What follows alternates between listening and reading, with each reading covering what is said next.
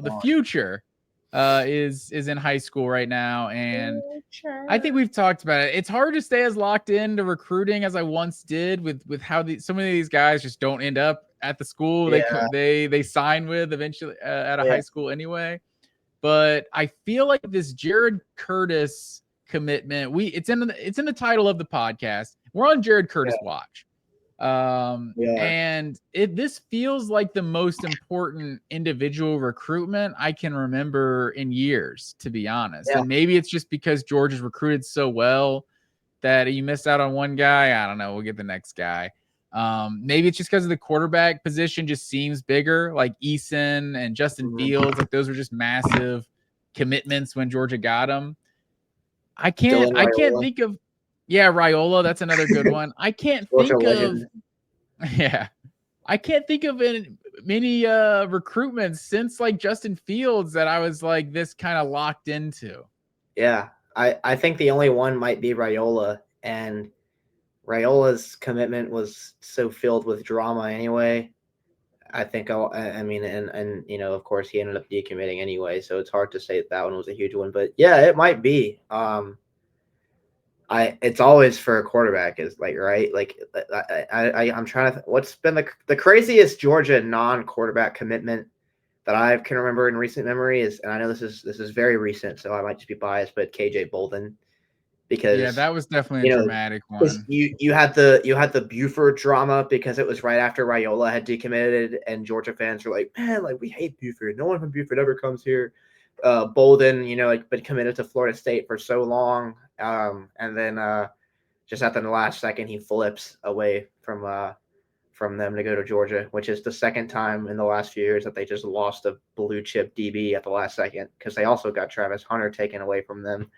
Travis Hunter, I kind of forget about. You're just like, wait, he might not sign with Florida State on signing day? Does Georgia have a chance? Deion did that because Deion did that out of just hatred for Florida State for not making him their head coach. So he's like, I'm going to take Travis Hunter from you.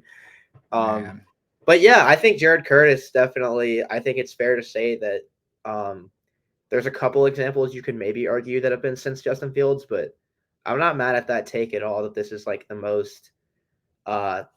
Maybe it feels like the most pivotal individual commitment since then. Yeah, like as big as Trayvon Walker.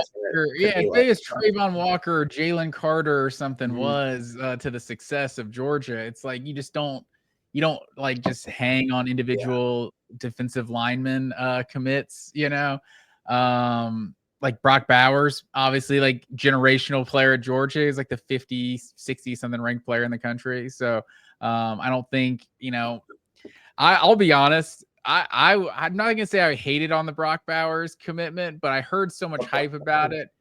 But Georgia fans got so excited about tight ends all the time. And I'm just like, I lived through Jay Rome and then Jeb Blazevich. Isaac Nauta. Isaac Nauta was so big time. And Isaac Nauta was good, but it's like 7th rounder, right? To Detroit. Yeah.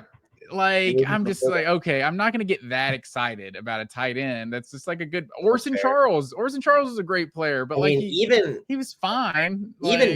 Even Darnell Washington didn't really turn out to be what people said he was going to be. I mean, that's true for the number 1 ranked tight end in the country. Like, remember when Eric Gilbert played at Georgia?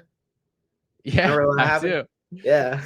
Yeah, it's crazy to think that the highest ranked tight end recruit of all time came out in 2021 and it was not, and he was from the state of Georgia. Yeah, and it was not Brock Bowers, and Brock Bowers ends up being essentially like the best tight end in college football history. So I feel like I feel like I did literally cite Jeb Blazevich. I don't want Jeb Blazevich to be catching strays over here, but I was like, Jeb Blazevich is like a top 20 player in the country. Like, I'm not gonna get that excited about a tight end. And man, I was wrong. Brock Bowers was insane. And I remember that off season.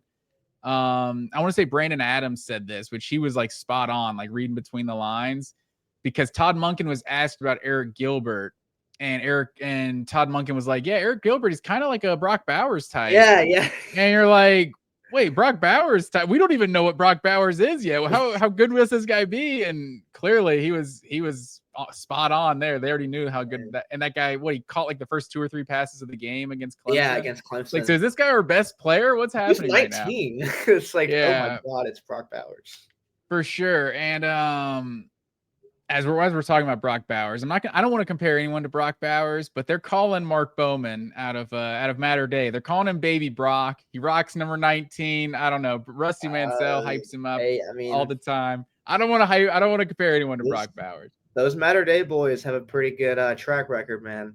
You know, it's hard to go there and be bad. Shout out to Amon-Ra St. Brown. Shout out to Nate Frazier.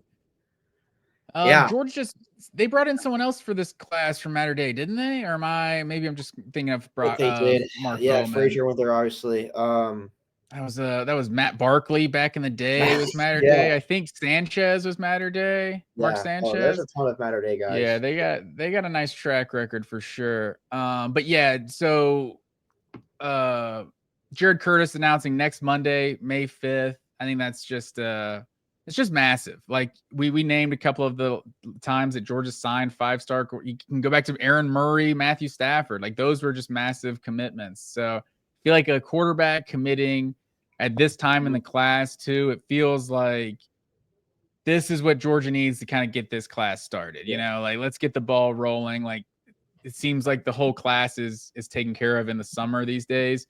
So obviously there's a 50-50 shot this guy chooses Oregon. So we're talking about him like it's a done deal, but it's a massive commit. Obviously he was committed to Georgia like a year or two ago and wanted to take visits in good conscience, which I respect that, you know. So but Georgia's been involved the whole time, so hopefully they can sign him. Sparky, or is that Spanky 1914? I'd rather have Bo Bentley. What are your thoughts? Bo Bentley or Jared Curtis, Bo? I mean, I don't know a ton about Bo Bentley. I know that he's from, I think, Texas, right? I don't think he's ranked quite as highly as Jared Curtis is, but he's a top 10 quarterback in the country. I can pull up his 247 real quick, but I mean, Jared Curtis has been one of the top, has been like the top quarterback in this class for quite some time. I think it's interesting now to the way that like Georgia fans talk about recruiting quarterbacks, because the program isn't really in a position where it's like looking for a savior anymore.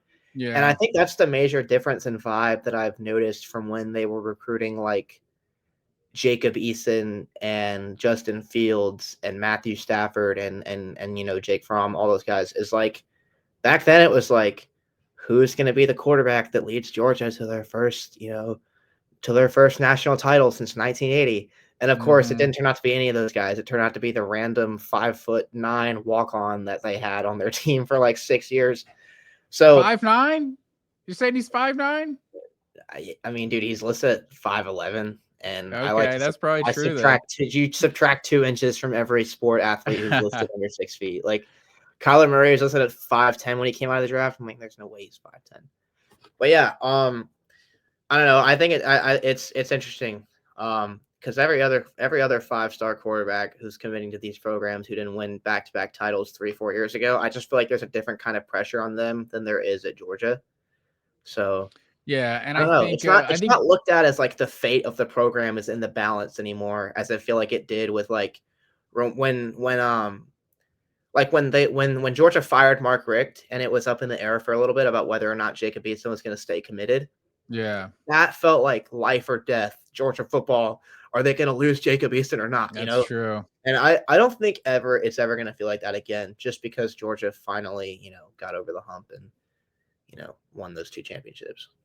Maybe it will in 4 years, but I think that's fair. And maybe because we're getting into the more like we're getting into the NIL era even more. It's like those first 2 championships they won were technically the NIL era, but it wasn't. I don't know. I feel like it didn't. It wasn't the same thing with like just free agency everywhere. And Bo Bentley, you know, no disrespect to him, 6'2", 200. Jared Curtis is the prototype, 6'4", 225. Like that's just. I mean, he's got that athleticism, kind of like the plus athleticism too. That I feel like you need that element to the game. Like I think that's that's one thing that's kind of bummed me out with a lot of the quarterbacks Georgia's had, is that you see everyone in college football, the quarterback design runs are a huge part of their offense, and so few Georgia teams have actually had a running element from the quarterback. And when we did, we won 2 national championships. So I feel like that's not nothing. That was a legitimate aspect of Stetson Bennett's game. So I like a guy that's just got that a little bit of running ability. I will say, I don't know, Bo Bentley could be a better runner for all I know. So I won't. I'm honestly not sure about that. But I put all my eggs in the Jared Curtis basket, as you can tell. So I'll be rattled if Georgia doesn't get him.